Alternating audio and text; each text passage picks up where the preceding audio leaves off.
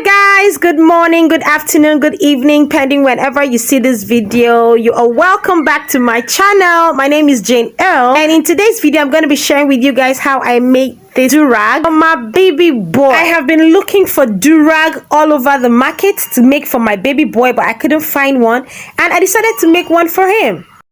So guys, I'm going to be starting by taking an old durag that I borrowed from one of my little baby girls in church, and I'm going to be using that as my template, to create my own template.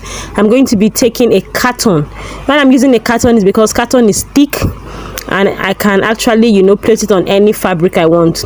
So because it's for my baby, I'm just going to reduce the length of the back and also the length of the handle. So I'm just going to place it like this and use the marker, trace it out and cut it out. So you can leave it as is, or you could straighten it out. So, and there you have it. I've cut it out, and then I wrote for adult. You can increase the body, the back side, by maybe 4, 3 or 2 inches if you want, and then the handle, you can increase the handle like maybe 10 inches more or longer. It's your choice. So after you've gotten out this pattern, you're going to need 2 of these on your fabric to create a durag. So I'm making use of a knit fabric. That's this stretchy what do they call it again, lycra material.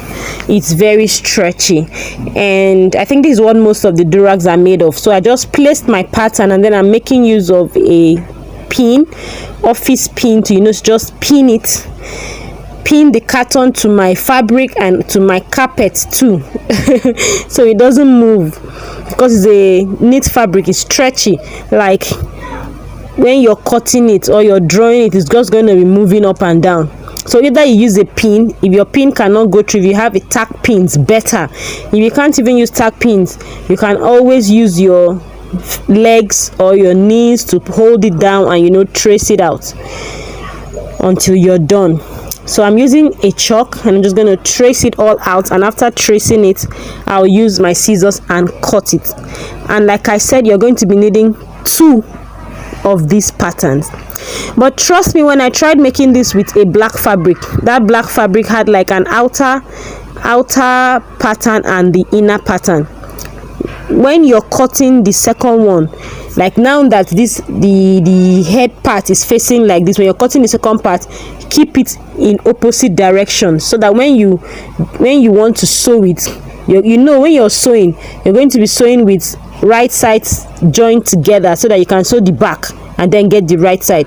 But for this lycra fabric, you don't know which one is front, which one is back, because they both have the same design, front and back. So you can just sew it anyhow you want to sew it. But for a fabric that has a front, or maybe you're using an Ankara fabric, it has a front and a back. When you're placing it, place it like oppositely. Like now I'm cutting out in this style.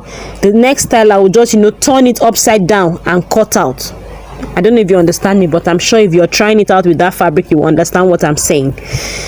So yep, you're watching up to here. Thank you, and you're still not subscribed to my channel, please, what are you doing? Kindly click that big red subscribe button below this video and join the family. Don't forget to click on the notification bell so you get notified every time I upload a new video. And to all my OGs, my old beautiful family, my loves, thank you for all the support. Thank you. I really do appreciate you. God bless you. I love you all.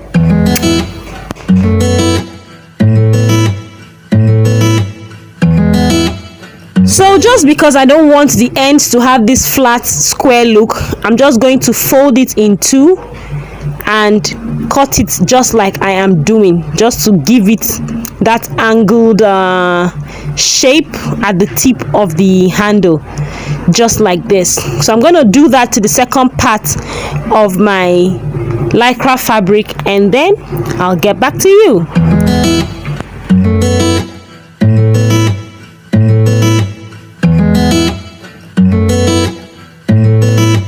So as you can see now, we have our two patterns cut out, and if this was an Ankara fabric which had a right side and the wrong side, you see the way I cut it the same, I would not be able to it will not be able to lap like this. You would see that one will be facing the wrong side and one will be facing the right side.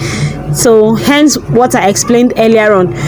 So when you're done getting the right cutout, you just place it the way I just placed, right sides facing each other if you're using an Ankara fabric. Then you now pin the side that I'm pinning. You pin it all round. Because this is a lycra material, my sewing machine cannot sew this because I don't have an industrial machine. But if you have an industrial machine, you can always sew it. So I'm going to take it to a tailoring shop to weave all that edges, and then after they finish weaving that side, as you can see, our durag is already forming, and then they just weave all round from the handles and all round the durag. Just weave it so that everything will look neat and professional. So I'm gonna take this to my tailoring shop and do that, and then I'll show you guys the final product. And OMG, my baby boy be looking like $1 billion. Like $1 billion. Who dey? Guys, here he is in church dancing and looking so cute. What do you think, guys? Did I try? Let me know in the comment section and tag me if you recreate this. See you all in my next video. Enjoy the rest of the video and bye-bye.